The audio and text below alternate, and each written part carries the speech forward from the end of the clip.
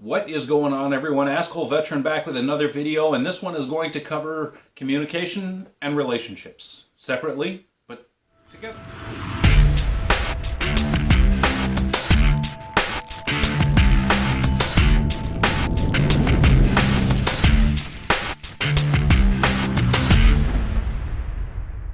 Okay, so I'm going to start with communication because communication, as difficult as it is just day to day, it's something that's very, very, very important to folks with post-traumatic stress. You'll hear a lot of us say things like, I don't like surprises. I'd rather you tell me what's going on, or I'd rather you tell me this, that, or the other thing instead of surprising me with something. And there's a reason for that. The reason for that is with that emotional content, with that extreme that we feel, we can't often tell the difference between something positive and something negative. So what may seem like a no big deal, good thing surprise party for somebody's, golden birthday or whatever the case may be, family reunion, when that happiness hits, it becomes so extreme that we can't tell if it's happy or sad or angry or anything like that. So it becomes a situation where we are largely uncomfortable and we have a difficult time dealing with it. So communication, especially in surprise situations, is extremely important. But this also bleeds into other things, okay? We generally end up with a very negative view of ourselves in some way, shape, or form. And when we have a lack of communication, when we have information that's flowing around us or about us that we're not prevalent to, it makes us feel like something is wrong, okay? It's not that we have a choice in the matter, it's simply our default setting. We automatically feel like something is wrong. So it's very tough for us to maintain in a situation where communication is not like priority number one. It may be something simple. It may be something like, I decided to make eggs for breakfast in the morning. If that comes across as, don't worry about it, I got breakfast in the morning, well, that can cause that emotional turmoil, that emotional chaos. It may not seem like a big deal to you, but it's a big deal to us. Or if you're making plans with a friend and the friend goes, hey, you want to go do something? You go, yeah, sure, let's go do something. What are we going to do? And the friend goes, well, I don't know, we'll figure it out. That does not function well with us because that automatically makes us think, okay, something is wrong. It may be irrational. It's most of the time very irrational, but the reality is it still provides us with that emotional content that says, red flag, something's wrong. Something is not in place here. I'm having a problem with it. So communication in all circumstances is extremely important. Now, the reason I decided to put that in the video with relationships is because communication, especially in relationships, is extremely difficult by itself. Okay, when you add in the need for excessive amounts of communication with somebody that has post-traumatic stress, and you turn around and you add in something like a finite relationship, whether that be a romantic relationship or a friendship or whatever the case may be, it puts strain. It puts a huge amount of strain outside of the normal amount of strain. I have friends that occasionally will reach out to me and go, hey, what are you doing? And the first thought through my mind, the first emotion through my body is something wrong.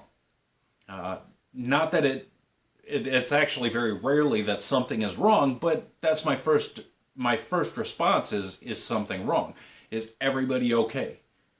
Not, oh my God, I'm gonna die or anything like that, but it throws me into an emotional chaos.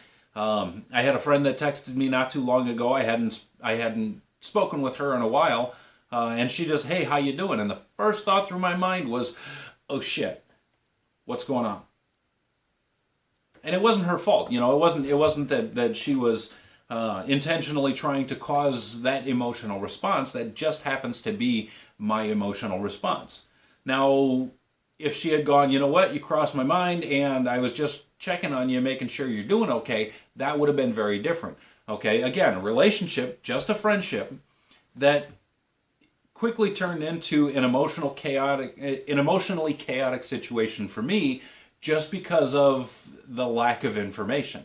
Now, does that mean that somebody should go out of their way and make it a point to constantly provide epic amounts of information to somebody with post-traumatic stress? No, it doesn't. But it does mean that consideration in the process of day-to-day conversation has a huge impact. When it comes to romantic relationships, that's even more prevalent. And this is where communication can backfire. A lot of folks, especially in a relationship with somebody that has post-traumatic stress, want to know about post-traumatic stress. And they want to reach out and go, okay, well, what do you go through and how do I help? But it comes across as, why do you go through what you go through and how do I fix it? Well, first off, there is no fixing it. Second off, it's important to always remember that it doesn't matter how the trauma happened or what the details of the trauma were. What matters is the emotional response. What matters is the effect that it had on us. And we'll go through that more in depth in an upcoming video I've got on the intricacies of treatment and suicide rates and things like that. But for right now, we'll just leave it at that, because the average person may not care about all the treatment stuff and that kind of thing. The reality is if somebody comes to me and says, hey, why do you have the trauma you have? I'm not comfortable talking about it. If somebody comes to me and goes, what did this trauma do to you? What changed about you? What made you feel different because of this trauma? Then I will open up like a book and I will spill my guts. Why? Because it's about me and not about the trauma. The more you focus on the trauma, the more difficult things get. Now, the important thing about that, trauma is often used by somebody at the end of a romantic relationship as a weapon. There's no other good way to put it. If I'm dating a girl and we split and she decides that she wants to get back at me, 99 times out of 100, the first thing she's going to default to is, oh my God, he's a veteran with post-traumatic stress. Okay, the reality is a lot of that has to do with the misconceptions of what post-traumatic stress is and what it does to us and things like that. And much like everybody else, we do have a boiling point. The difference is we control that boiling point. We decide when it's going to boil over. We decide when we are going to expose ourselves to the point where we can't control it anymore. Unfortunately, that makes a lot of us, especially with severe post-traumatic stress, very apprehensive about telling anybody anything about what we go through. Why? Because they automatically see John Rambo, when the truth of the matter is we're ultimately emotionally in the same position as an abused spouse. That in turn, especially if there's an argument or a heated argument or whatever the case may be, turns into whoever doesn't have post-traumatic stress is automatically the victim. So we have a tough time, especially in romantic relationships, communicating the intricacies of what we go through. And that's something very important to remember, because when we get into a relationship with somebody, their default is to want to know. They want to help. Okay? And that's not a comfortable situation for us. Even having that discussion creates such an amazing amount of tension that we just can't put two and two together. And if it's early on in the relationship, it's even more difficult, because we don't want to let somebody down and go, hey, I don't feel like talking to you about that. But we also don't want to have the discussion. So the best bet is, if you decide to go get into any type of relationship, whether it be a friendship, a romantic relationship, whatever the case may be, with somebody that's got post-traumatic stress, the key important factor is treating them like they don't have post-traumatic stress.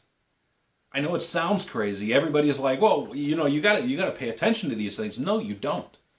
Okay, the emotional state does not change who we are in our heart. It's like having diabetes, and I'm guilty of this, because for a long time with post-traumatic stress, I looked at it like a t-shirt I owned. But the truth is it wasn't a possession, it was an ailment. It's like diabetes. It's something that I have to monitor and control and constantly make sure that I keep a good balance. Okay, and that's pretty much how the emotional state of the people we interact with should be. Okay, it should be so commonplace, it should be so easy that, there's nothing different about us just because we suffer. We're still good people. We're still the type of people that want the best for the world. We're still the people that would stand up for others without a second thought. Think of it this way. You wouldn't look at somebody who's in a wheelchair and treat them differently because they're in a wheelchair, so don't do it with somebody with post-traumatic stress. I mean, it's pretty simple. And communication is actually really easy. Okay, people, well, I don't want to say this because I don't want to hurt your feelings. Well, I'll tell you what, more damage gets done by things like that than just flat out saying what you got to say. Now, I'm a firm believer, if you think something or feel something, it should probably come out of your mouth. Granted, that's got me into a couple of conflicts in my life, but the reality is for the most part, I've actually found that I'm far more respected and valued because of the fact that that's the way I am. Now, granted, I'm a preacher, I'm a minister, so I have a specific set of moral guidelines that I live by, and that bleed into absolutely everything. But that wasn't always the case. I mean, I wasn't always the good guy. I mean, when I tried to self-destruct, believe me, I tried to self-destruct, and I tried to take the world with me. But fortunately, I had people who lifted me up and taught me better. And fortunately, I found my faith, which is one of those things we'll get into in another video, because that actually does have a bearing on post-traumatic stress as well. So when it comes to communication, remember, you can't over-communicate. Choose your words carefully, because words have an impact.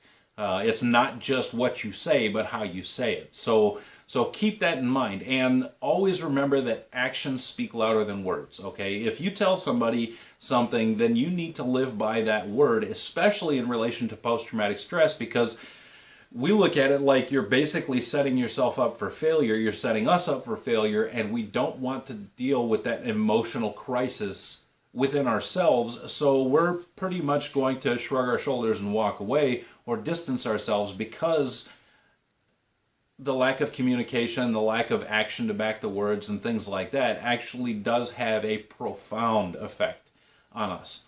And the same thing goes with relationships. My relationship with my son, I love him more than anything in the world. Same thing with his sister. We'll talk about children in another video as well. But my son and I, he's 7 years old, and we constantly communicate. He knows about my post-traumatic stress. He knows how to treat people. We sit down for hours at a time, and we just talk. And he's 7 years old. So that shows that my value for communication is being instilled in him, which I'm grateful for. But it really puts an emphasis on the value of communication for somebody with post-traumatic stress. It also shows that there's a certain elevated level of commitment and integrity that goes into any type of relationship when you're dealing with somebody with post-traumatic stress, because we don't get into relationships of any sort with any type of person that we can't feel comfortable with, that we don't feel safe with. So I could sit down in a room with 1,000 vets, and I may connect with 1 or 2 people in that entire room. Now, granted, I know I'm safe because I'm in a room with 1,000 vets, and they would react to a bad situation the same way I would. But emotionally, it doesn't work that way. So relationships are something that if they're not nurtured, they'll be left behind. I mean, it's just that simple. We're not going to waste our lives waiting for some kind of chaos to happen with somebody who doesn't seem to have any type of value or understanding in us. So, and I guess that can be said for any relationship, even with people without post-traumatic stress. But, of course, it's not on social, well, this will be on social media, but it's not communication and relationships via social media, so it's probably less important in most people's eyes.